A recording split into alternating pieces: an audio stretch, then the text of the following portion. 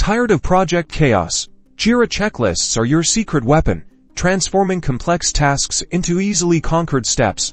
First things first, navigate to your Jira issue. This could be a task, a story, even a bug report. Find the specific task that needs breaking down, then look for the Add Checklist option, which usually appears on the right or bottom of the issue details.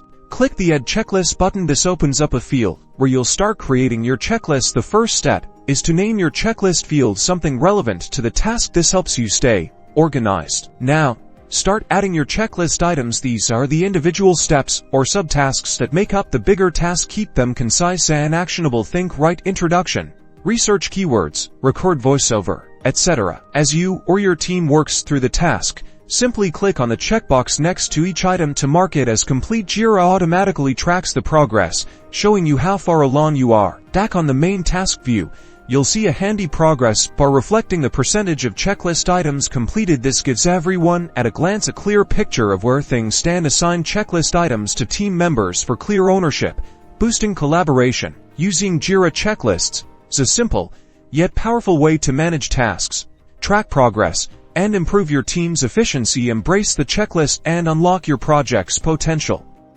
Ready to conquer tasks like never before? Get started today.